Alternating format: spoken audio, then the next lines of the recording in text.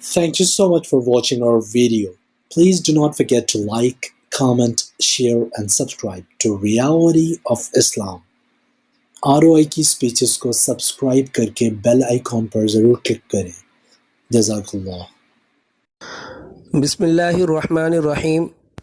रमज़ानुल मुबारक के रोज़ों से मुताल्लिक़ औरतों के कुछ मखसूस मसाइल हैं जो नंबर वार यहाँ बयान किए जा रहे हैं। अगर किसी मसले का समझना दुश्वार हो या कोई बात मज़ीद काबिल इस्तिफ़सार हो तो अपने महरम मर्दों के ज़रिए मोतमद मुफ्तियान कराम से वो मसला मालूम कर लिया जाए।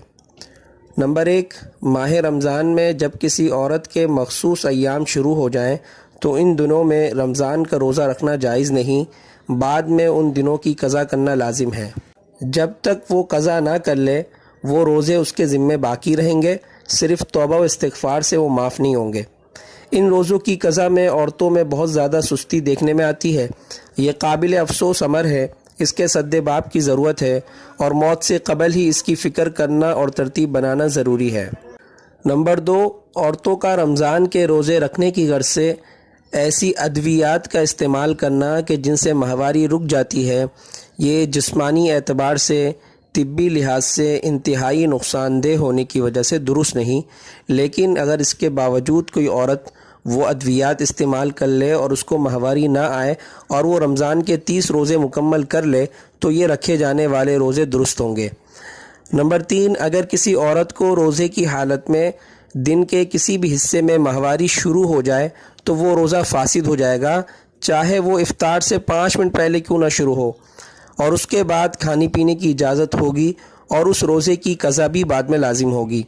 नंबर 4, रमज़ान के किसी दिन के किसी भी हिस्से में माहवारी से पाकी हो गई तो गुरूब आफ्ताब तक रोज़ेदारों की मुशाबहत इख्तियार करना, यानी कुछ भी खाए पिए बग़ैर रहना वाजिब है।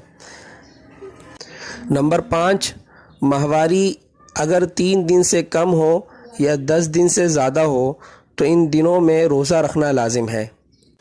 नंबर 6, हामला औरतों के लिए रोज़ा रखने में उसूल ये है कि अगर उसको गालिब गुमान हो कि रोज़ा रखने से ख़ुद उसकी या बच्चे की जान को नुकसान पहुँचेगा तो रोज़ा ना रखने की गुंजाइश है। नंबर 7, हामला औरत ने रोज़ा रखा हुआ था लेकिन कोई ऐसी बात पेश आ गई कि जिससे अपनी जान या बच्चे की जान का गालिब अंदेशा हो तो रोज़ा तोड़ देना दुरुस्त है, बाद में सिर्फ़ क़ज़ा लाजिम होगी। नंबर 8, किसी का दूध पीता बच्चा और दूध पिलाने में हद दर्जा मुशक्क़त हो और ऐसी कमज़ोरी पैदा हो जाती हो कि रोज़ा रखना नामुमकिन या बहुत ज़्यादा दुश्वार हो तो ऐसी सूरत में भी रोज़ा ना रखने की गुंजाइश है, बाद में उनकी क़ज़ा करना लाजिम होगा। नंबर 9, अगर किसी औरत का शौहर सख्त मिजाज हो और सालन वगैरह में नमक की कमी व बेशी पर वो झगड़ता हो तो ऐसी औरत के लिए सालन पकाते हुए नमक चख कर थूक देना दुरुस्त है, इससे रोज़ा फासिद नहीं होगा। नंबर 10, रोज़े की हालत में सुरमा, सुर्खी, पाउडर वगैरह लगाने से रोज़ा नहीं टूटता। नंबर 11, औरतें रोज़े की हालत में घर के काम काज के साथ बहुत से खैर के कामों को अंजाम दे सकती है।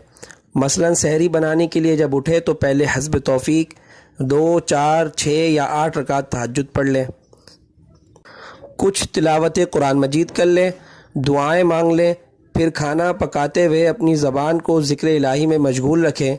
उसके बाद फजर की नमाज का एहतमाम करें, उसके बाद तिलावत करें, फिर इशराक पढ़ कर सो जाए, फिर दिन भर के नवाफिल का एहतमाम करें, फिर रात की इफ्तारी के कामों को इस तरह समेट ले कि गुरूब आफ्ताब से 15-20 मिनट पहले फ़ारिग हो जाए। उस वक्त घर के सब अफराद मिलकर दुआओं में मशगूल हो जाए और इफ्तारी के बाद अपने कामों से फ़ारिग होकर तरावी की तैयारी करें और जल्द तरावी अदा करके सोने की तरतीब बनाएं ताकि सहरी में दोबारा जल्द उठना मुमकिन हो सके। ये ख़वातीन के चंद मखसूस बुनियादी मसाइल थे जिनको यहाँ बयान किया गया। अगर इसके अलावा भी कोई ख़ास सूरत या कोई ख़ास मसला पेश आ जाए तो अपने करीबी किसी मोअतमद मुफ्ती साहब से वो मसला मालूम किया जा सकता है। मुझे और मेरी पूरी टीम को अपनी दुआओं में ज़रूर याद रखें। अल्लाह ताला हम सब को खूब रमज़ानुल मुबारक की रहमतें और बरकतें समेटने की तौफ़ीक़ अता फ़रमाए। अस्सलामु अलैकुम व रहमतुल्लाहि व बरकातुहू।